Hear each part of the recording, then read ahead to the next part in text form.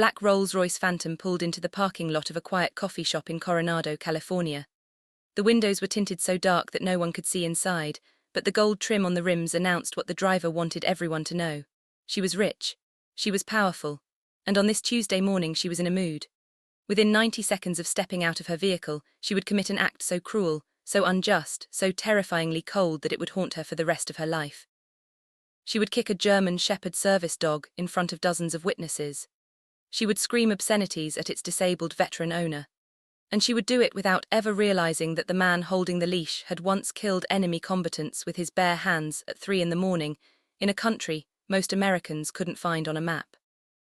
What happened next would expose a side of naval special warfare that the public rarely sees, and would deliver a moment of justice, so perfectly timed, that even the officers on scene had to look away to hide their smiles.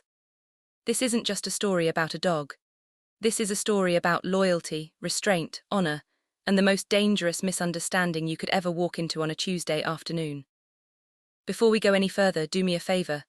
Smash that like button right now, because what I'm about to tell you in this video will change the way you think about service animals, veterans, and the quiet warriors who walk among us every single day. And if you've ever felt invisible, disrespected, or pushed aside by someone who thought money made them untouchable, then you absolutely need to stick around for the ending. Comment below if you've ever witnessed someone get what they deserved in the most public way possible. But before we walk into that coffee shop, I need you to understand something. I need you to understand why this moment, this exact, unrepeatable moment on this exact Tuesday morning at this exact table in this exact shop on Orange Avenue in Coronado, was unavoidable. It wasn't random. It wasn't bad luck. It was the collision of two Americas that almost never see each other face to face. On one side, you had a woman whose entire identity had been built on the belief that wealth was a force field, that designer labels were armor, that a phone full of contacts at luxury spas and personal injury attorneys was the same thing as power. On the other side, you had a man whose entire identity had been stripped down to almost nothing. He had no famous name, he had no book deal, he had no podium, he had no press coverage. He had a service dog, a combat pension, a limp that never let him forget what he had given, and a coffee he ordered the exact same way every single morning. These two people had been living in the same California city for almost 4 years. They had driven past the same grocery stores, shopped at the same Whole Foods, walked the same beach boardwalk at sunset. They had breathed the same salt air, parked in the same downtown garages, and complained about the same San Diego traffic on the same I-5 freeway. They had never spoken. They had never noticed each other. And on this Tuesday, in the most unremarkable coffee shop in the entire county, they were about to collide in a way that would split one life wide open and send the other into a federal courtroom. So let's back up. Let's go back to the beginning. Let's understand who these two people were before they were strangers in a story.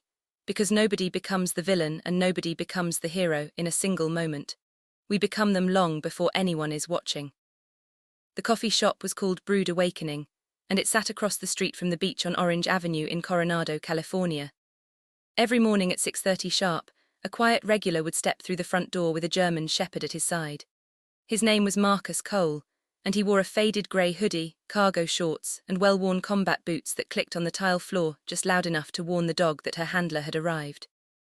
The dog's name was Echo, and she was not your ordinary German Shepherd. Echo had been trained at the Naval Base San Diego K-9 unit, and she had served 3 combat deployments alongside her handler before a roadside bomb in Helmand Province changed everything. To understand why Marcus Cole did not raise his voice that morning, you have to understand what kind of men the Navy selects for SEAL training and what kind of men survive it. SEAL training, formerly known as Basic Underwater Demolition SEAL, or BUD-S, is a 6-month course run out of the Naval Special Warfare Center in Coronado, just a few miles from the coffee shop where this story ends. It has a quoted attrition rate of somewhere between 70 and 85%, depending on the class. The men who finish it are, by design, the most patient, the most disciplined, the most capable of operating under extreme pressure without losing their center, that the United Star TESS military produces. Marcus Cole was not one of those men by accident. He was one of those men by selection. He had grown up in a 2-bedroom apartment in Compton, California, the youngest of 4 brothers raised by a single mother who worked nights as a hospital custodian. His oldest brother had joined the Marine Corps out of high school. His second brother had gone to prison for a robbery he committed at 19. His third brother had been killed in a drive-by shooting outside a liquor store 2 blocks from their apartment when Marcus was 15. When Marcus graduated from high school in 2003, his class rank was 43rd out of 412 students. His GPA was 3.1. His SAT score was average. He had no special talents, no famous relatives, no inheritance waiting for him. What he had was a mother who had told him on the morning of his graduation that if he was willing to work harder than anyone else in the room for the rest of his life, he could be anyone. If he wasn't, he would be no one. Marcus chose to work. He enlisted in the United States Navy 7 weeks after his 18th birthday. He requested the SEAL program. He was not promised anything. The Navy does not promise anyone a slot. What they did was send him to Recruit Training Command in Great Lakes, Illinois, where he spent 10 weeks learning how to make his bed, fold his uniforms, and follow orders with the precision that every enlisted sailor in the United States Navy has followed since the founding of the service. He survived that. He was selected for Bud S. He arrived in Coronado in the winter of 2004.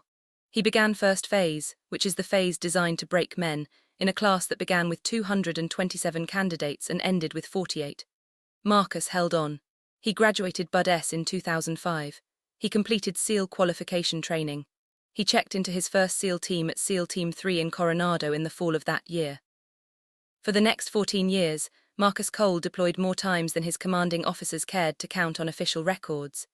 He deployed to Iraq during the surge of 2007. He deployed to Afghanistan during the troop increase of 2009.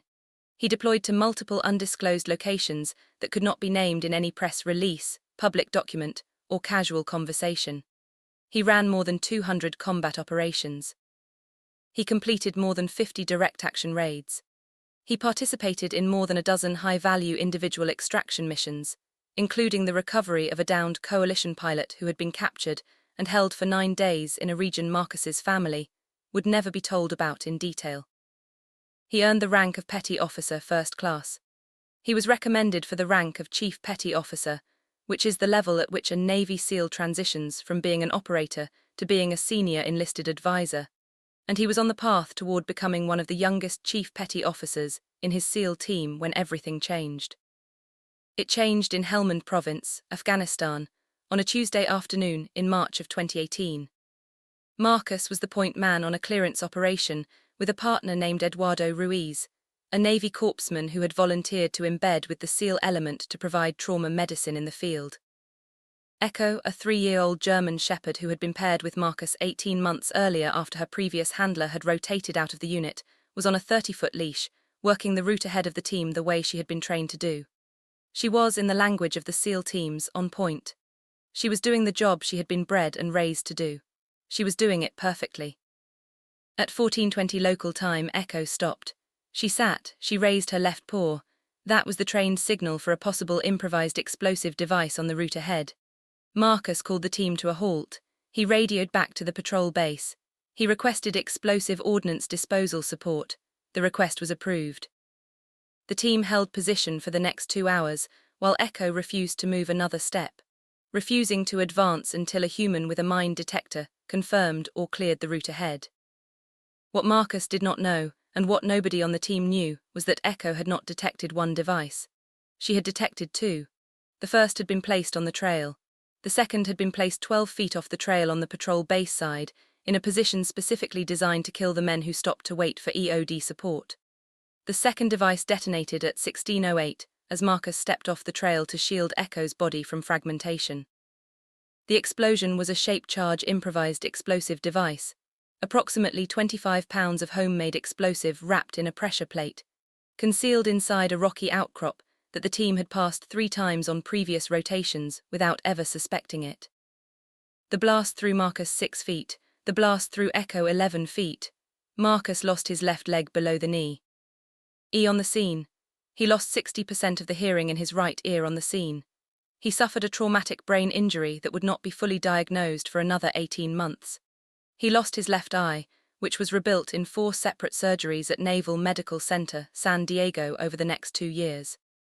Echo suffered a shattered right hip, a collapsed lung, and fragmentation wounds to her left shoulder that the Navy Veterinary Command at Camp Pendleton would spend the next 3 months reconstructing.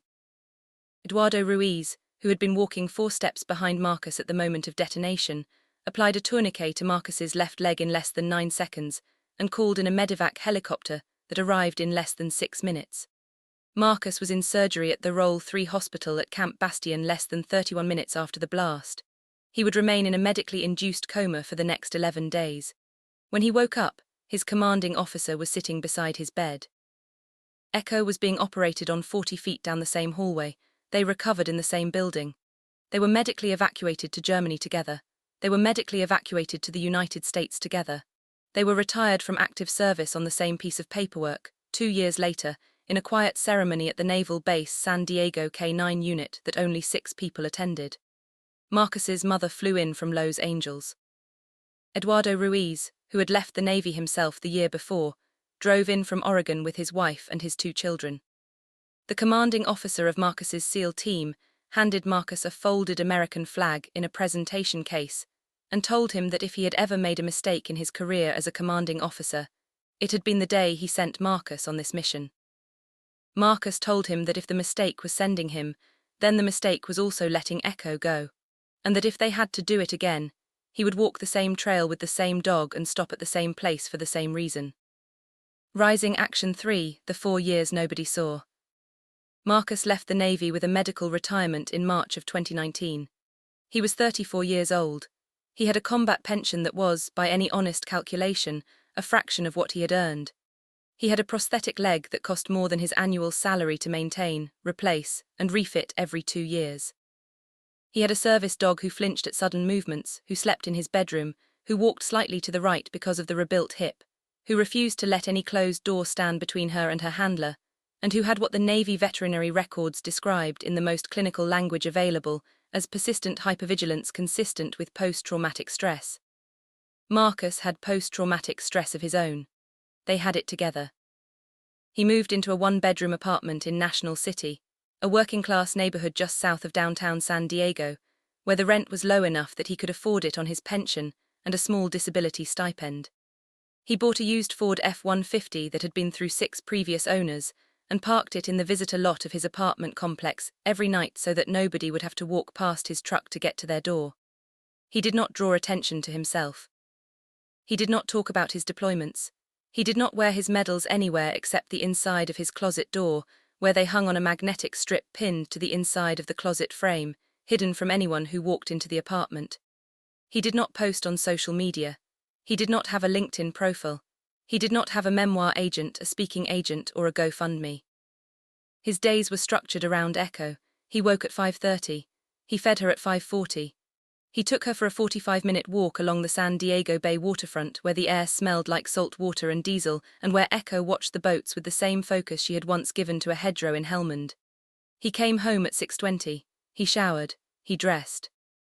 He and Echo walked to Brood Awakening together at 6:45, arriving in time for Marcus to order his black coffee and Echo's small biscuit before the morning rush began. They sat in the back corner booth by the window for 45 minutes. They walked home at 7:30. Marcus spent the rest of the morning at the VA Medical Center in La Jolla, where he attended physical therapy twice a week, occupational therapy once a week, and a peer support group for retired special operations personnel every Wednesday afternoon. He spent the rest of his afternoons at home, because going out required energy he didn't always have, and because Echo needed quiet, and because quiet was the only thing that worked. He had no friends exactly. He had 3 men from his former SEAL team who checked on him by text every week, 2 former Navy corpsmen who called him once a month, his mother who called every Sunday, and his neighbor, an older Filipino man named Reynaldo who had retired from a career as a longshoreman at the port of San Diego, who brought Marcus a plate of pancit every Friday evening, and who had never once asked Marcus what had happened to his leg.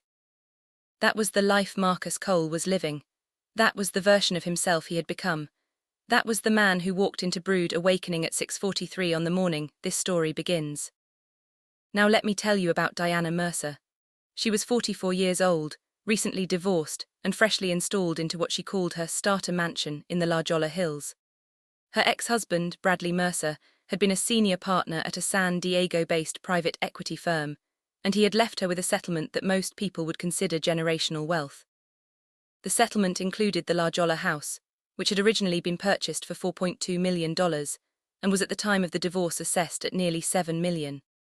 It included a black Rolls-Royce Phantom, a Porsche 911 Carrera S convertible in pearlescent white, a Tesla Model X in midnight silver, and a 2023 Range Rover that Diana had never actually driven because she preferred the Phantom. It included approximately $3.8 million in liquid assets that had been transferred into a trust in Diana's name as part of the divorce. It included country club memberships at 3 different San Diego clubs, a season pass to the Del Mar racetrack, a 30-foot sailboat moored at the Coronado Keys that Diana had not set foot on since the divorce because she was afraid of the water, and a custom-built walk-in closet in the La Jolla house that the contractor who had built it described as the most expensive closet he had ever been asked to build in a residential property. The settlement also included full custody of a Pomeranian named Bentley, who weighed 7 pounds, who had been purchased from a Beverly Hills dog breeder for $15,000, and who had his own Instagram account with 19,000 followers, all of whom had been following him since his puppy portraits had been posted during the divorce proceedings, because Diana had decided that the only public narrative she was going to control going forward was the one about her and her dog. Diana had not earned any of this. That is not a value judgment, that is a fact. Diana had grown up in a middle-class household in Riverside, California. Her father had been an engineer at a defense contractor. Her mother had been a school teacher. Diana had attended the University of California, Riverside, where she had graduated with a degree in communications and a 3.4 GPA. She had worked for 3 years as a publicist for a San Diego marketing firm before she had met Bradley Mercer at a charity event in La Jolla when she was 26 and he was 41. She had married him 11 months later. She had not worked a single day in any job since. The divorce had been publicly finalized 8 months before the events of this story. The custody arrangement for Bentley had been contested for the entire 8 months. Bradley had wanted shared custody. Diana had insisted on full custody. Bradley had filed 3 separate motions. The family court judge had issued 3 separate rulings that all leaned in Diana's favor, partly because Bradley's travel schedule as a private equity partner made shared custody impractical, and partly because Diana had hired a family law attorney whose hourly rate was $900, and who had been, by every account in the local legal community, the most aggressive custody attorney in San Diego County for at least the previous decade. The divorce had cost Diana emotionally a great deal. It had also introduced her to a version of herself that she had never previously acknowledged. She had become, in the words of one of her closest friends, someone who was exhausting to be around. She had become snappier with the staff at her country clubs. She had become louder in restaurants. She had started sending longer text messages to friends, then shorter ones, then none at all. She had started refusing invitations to events she had once loved. She had started drinking more. She had started showing up to places she had once loved without being invited at all, because she had nothing else to do, and because being seen was the only thing that still made her feel real. On the morning of this story, Diana was on the phone with her ex-husband's attorney, arguing about the Christmas custody schedule for Bentley, and she was losing her patience.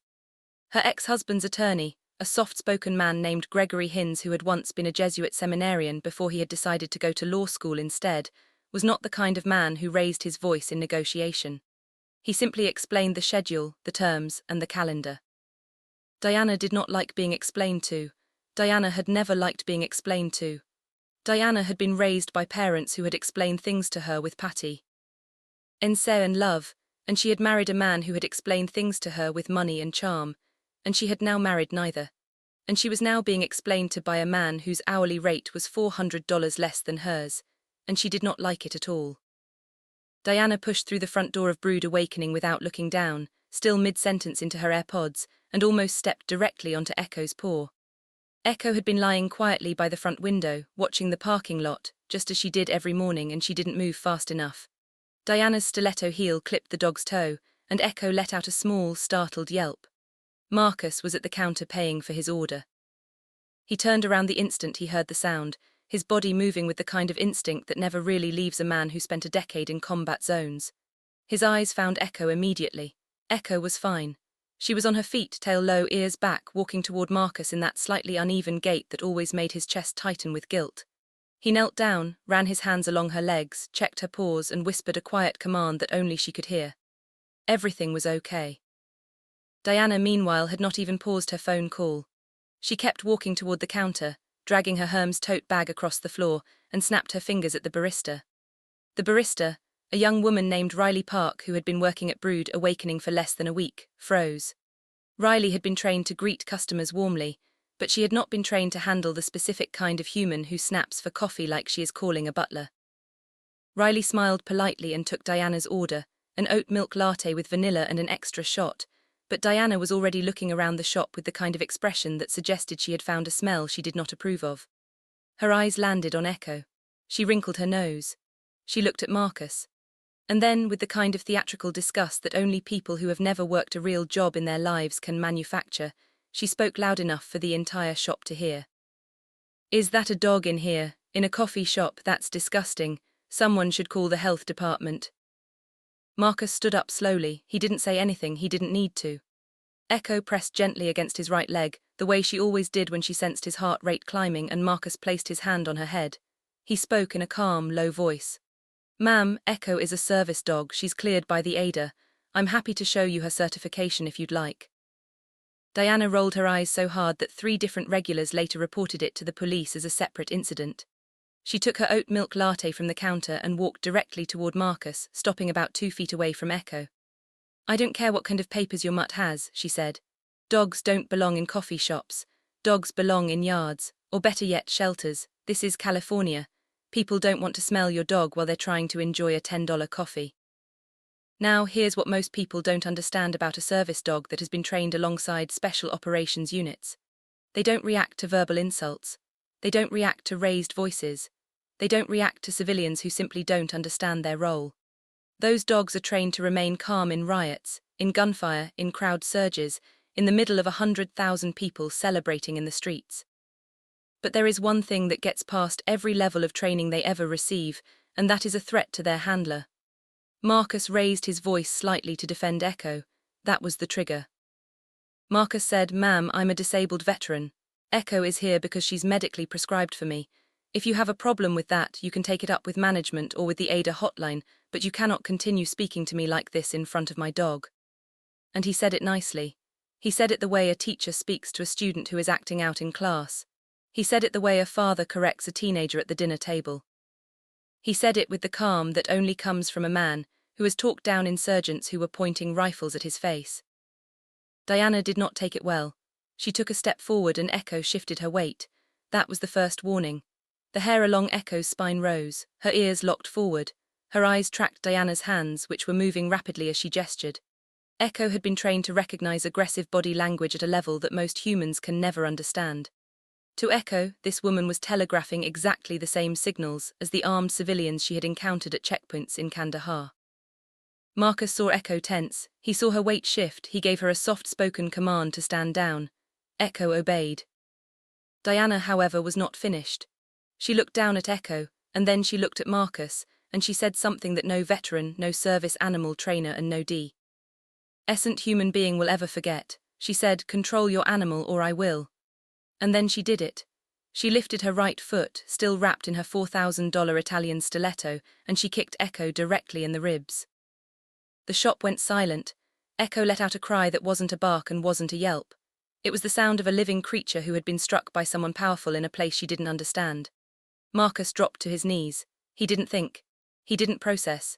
He moved the way he was trained to move, instantly and completely, putting his body between Echo and the woman, gathering Echo into his arms, checking her ribs with hands that had located shrapnel wounds in the dark.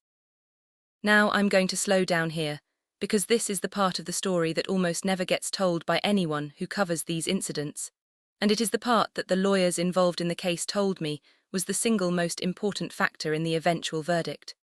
When Marcus put his hands on Echo's ribs after Diana's kick, he was not performing a basic check. He was performing the exact same field assessment that Navy SEAL medics are trained to perform on human casualties under fire, because that was the training he had, and because Echo had been trained to receive that assessment the same way a human teammate would. He checked for tenderness in the soft tissue. He checked for crepitus, which is the medical term for the grating sensation that bones make when they rub against each other across a fracture line. He checked for instability in the rib cage. He checked the abdominal wall for guarding. He checked the respiratory rate by watching the rise and fall of Echo's chest, which was faster than it should have been, which told him that there was pain on inhalation, which told him there was a strong probability of either a rib fracture or a deep contusion to the intercostal muscles. Marcus knew, in the first 90 seconds of holding Echo on the floor of that coffee shop, that this kick had not been trivial. He knew because his hands were trained to know. The barista at the counter was crying. A father at the table near the front door had stood up and was already dialing 911. A young couple in the back corner had begun recording on their phones, and the video they captured would, in 24 hours, have 11 million views.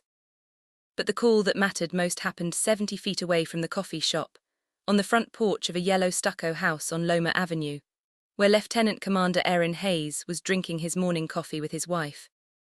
Hayes had been the commanding officer of Marcus's SEAL team during 3 of his deployments, and he was the officer currently assigned by Naval Special Warfare Command to oversee the welfare of every retired working dog who had been reassigned to wounded warriors in the San Diego area. Hayes had Marcus Cole's contact information saved under the entry name, Cole, M. Wounded Warrior/Echo, K9. He had Diana Mercer's contact information in absolutely no database he had ever created. He had no idea she existed. Holland was calling him now. Holland said, "Sir, this is Chief Holland. I'm at Brood Awakening on Orange Avenue. Marcus is here. Echo has been kicked by a civilian. Medical involvement is ongoing. Requesting your immediate presence and an NCIS referral. Arrest authority is yours to determine, but I strongly recommend it." Hayes did not ask any clarifying questions. He did not ask the color of the woman's car. He did not ask the brand of her handbag. He did not ask her name. He had spent 38 months in combat environments where asking too many questions at the moment of first contact had cost people their lives. He said, "On my way. 8 minutes. Tell Marcus that Echo is going to be okay and tell him not to move her until I get there. And Chief, if that woman tries to leave, you do not physically restrain her. You verbally identify yourself, you identify your command, and you request that she remain on scene for a law enforcement response. She is not a combatant. She is not an insurgent. She is an American citizen who has just committed what I believe to be a federal felony. We handle this exactly by the book."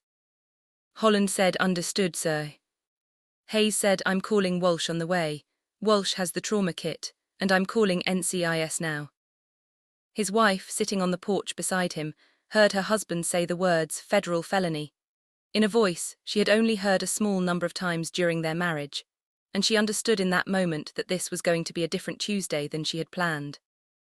The first confrontation resolution, the store CALMS, the lieutenant commander arrives. Diana was still standing in the middle of the shop. She had not apologized, she had not knelt down, she had not even set her latte on the counter.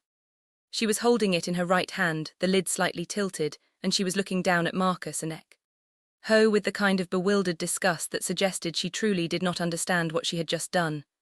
"Are you seriously crying?" she said. "It's a dog. Stop being dramatic." At that exact moment, the door to the coffee shop opened again, and 3 men walked in. They were wearing plain clothes. They were not police officers. They were not security guards. And they were not the kind of men you wanted to see walking toward you if you had just kicked a retired military working dog at 8:15 in the morning on a Tuesday in California. The first man through the door was Chief Petty Officer Greg Holland, who had served with Marcus on 3 combat deployments and now worked as a liaison officer for Naval Special Warfare Command out of the Coronado Naval Base. The second man was Senior Chief Petty Officer James Walsh, a Naval Special Warfare Command Master at the Navy SEAL Museum in Coronado and a 30-year veteran of special operations. The third man was Lieutenant Commander Aaron Hayes, the current commanding officer of Marcus's old SEAL team and the officer legally responsible for the welfare of every retired K9 unit dog assigned to wounded warriors in the San Diego area. Those 3 men walked into Brood Awakening with the kind of silence that only comes from people who have walked into rooms far more dangerous than a coffee shop. They did not yell. They did not threaten. They did not announce themselves.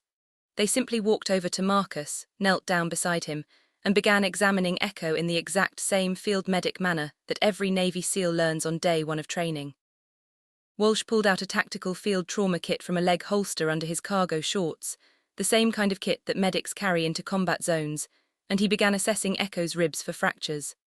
Holland placed his hand on Marcus's shoulder and did not let go. Hayes stood up, turned to face Diana, and waited. The entire shop was frozen. No one was ordering coffee. No one was moving. The barista had stopped mid-brew. The young couple in the back corner was still recording. The father who had dialed 911 was now on the phone with a Coronado Police Department dispatcher, providing a real-time description of everything that was happening, including the badge numbers that were about to be visible to anyone who cared to look. Hayes spoke first. His voice was calm, measured, and absolutely terrifying in the way that only a military command officer can sound when they are addressing a civilian who has just broken the law in front of them. "Ma'am, what's your name?" Diana, for the first time since she had walked into the shop, began to realize that something was different. These men were not customers. These men were not from Yelp. These men moved in a way that she did not recognize from her spin class, her wine tastings, or her Sunday brunches with the other Larjola mothers who had never worked a day in their lives. She straightened up and answered, Diana Mercer." Hayes continued without blinking. "Ma'am, that dog you just struck is a retired United States Navy military working dog. She served 3 combat deployments alongside the man you just kicked her in front of. That man is a wounded warrior. That dog is his prescribed medical companion. By federal law, by California state law, and by the Americans with Disabilities Act, what you just did is a felony. Assault on a disabled veteran. Animal cruelty against a service animal. And hate-based intimidation against a protected class.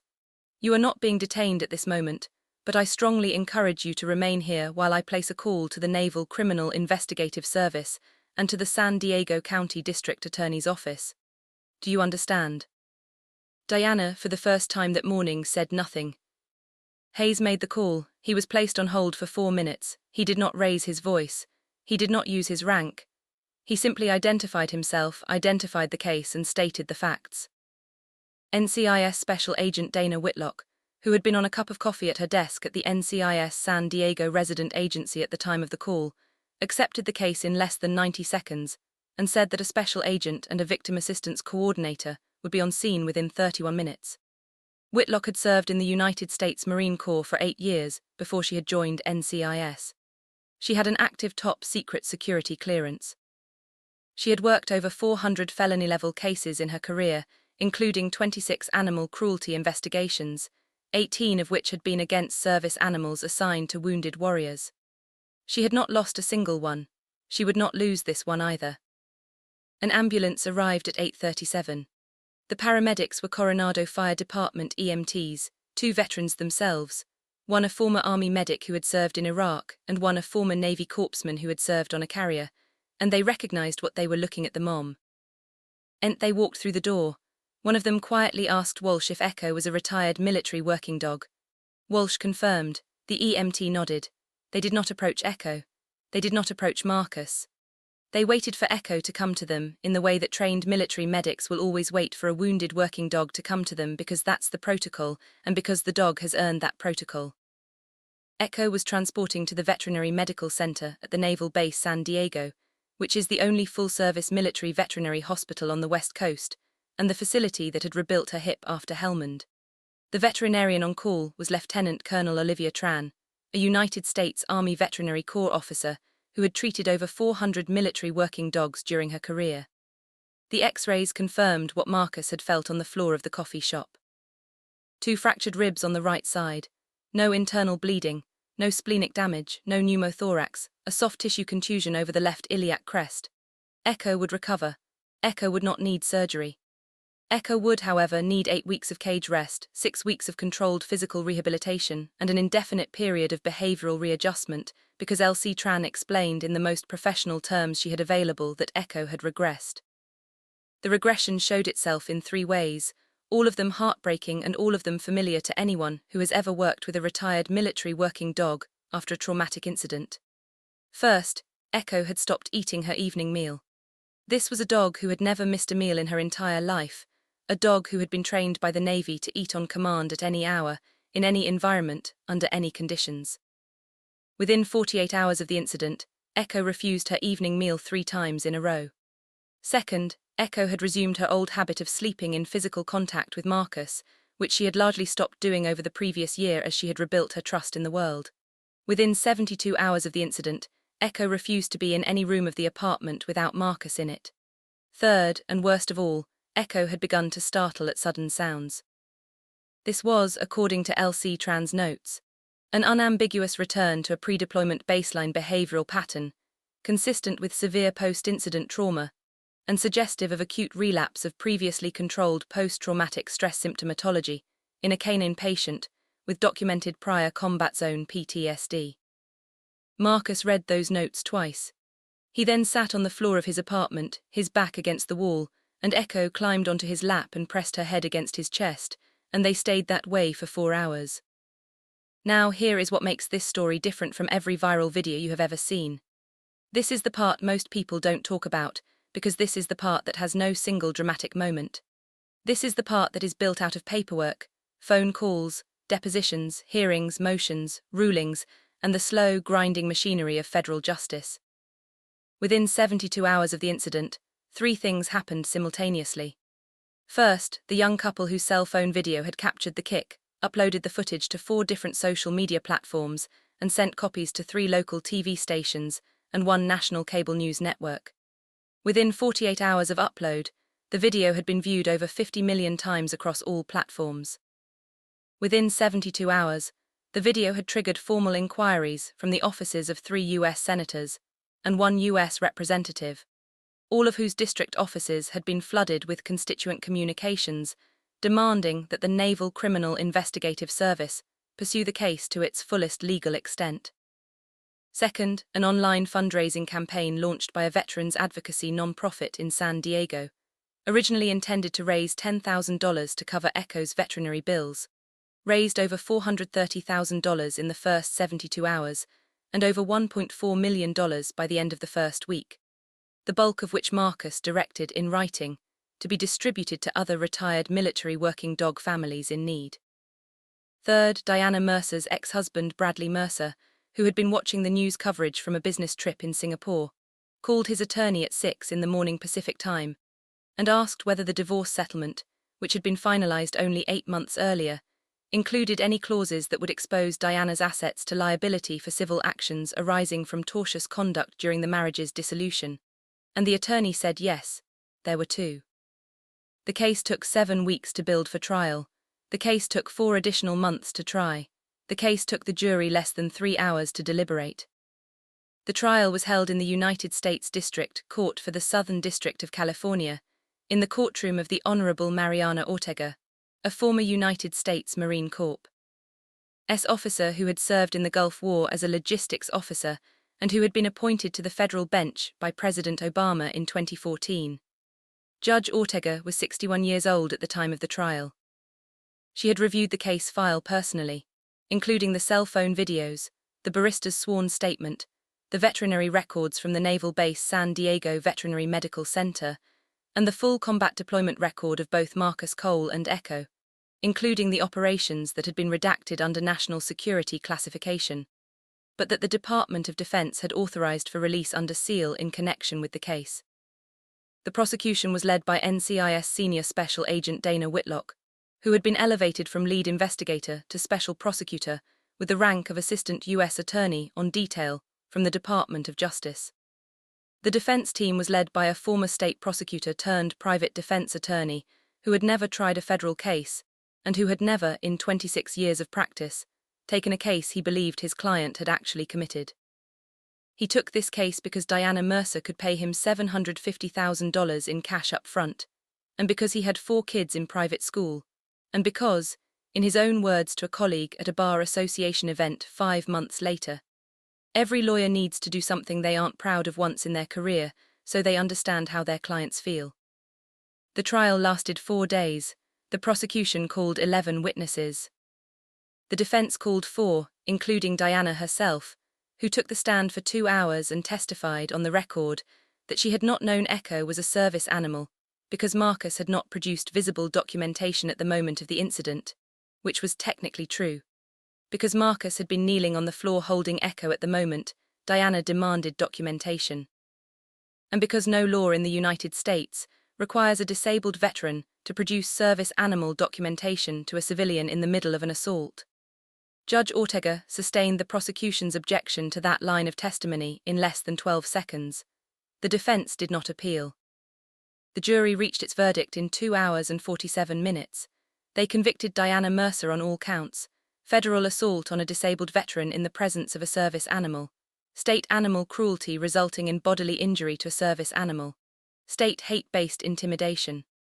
State false imprisonment of a service animal on the grounds that her kick had constituted an unlawful restraint of Echo's liberty to move freely. The jury also returned a special finding, requested by the prosecution, that the conduct had been motivated, in whole or in part, by Diana's perception of Marcus's disability and Echo's status as a working dog, which carried a sentence enhancement of an additional 12 months. Diana was sentenced in a hearing that lasted 47 minutes. She received 18 months in federal prison, 3 years of supervised probation, 500 hours of community service at an actual military working dog rehabilitation facility, a fine of $240,000, the maximum allowable under California state law for animal cruelty against a service animal, plus an additional $85,000 in restitution to Marcus for out-of-pocket medical and psychological expenses related to Echo's treatment.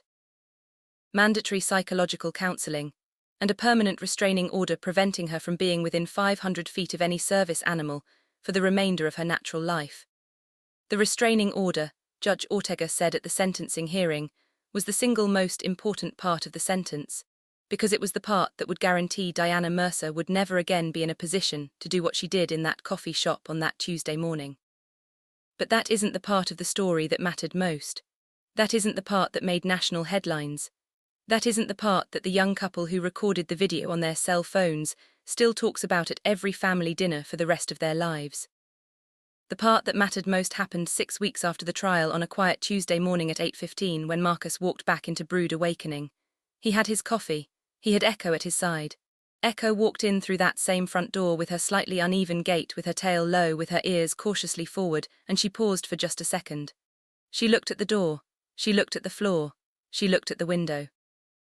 And then she walked to the back corner booth and lay down next to Marcus, just like she had every morning before. She had not forgotten. She had not given up. She had simply decided that the world was worth trusting again, one Tuesday at a time. The barista, who had come back to work a week after quitting, set Marcus's coffee on the table without him asking. The regulars at the front counter nodded. The young couple who had recorded the original video waved from the corner, and Echo rested her head on Marcus's boot, the way she always did, and closed her eyes. Now here's the part of the story almost nobody knows, because Marcus doesn't talk about it, and the Navy doesn't release it. The day Diana was sentenced, NCIS investigators executed a search warrant on her La Jolla home as part of the broader financial review that had been opened during the case. What they found in her personal files, in the same drawer where she stored her late husband's old passport, was a handwritten letter from Marcus's commanding officer at the time Echo and Marcus were first deployed together. It was a letter that Diana's ex-husband, Bradley Mercer, who had served as a Navy logistics officer in San Diego for nearly a decade, had received as a thank you note from Lieutenant Commander Hayes after a fundraising event for wounded warriors.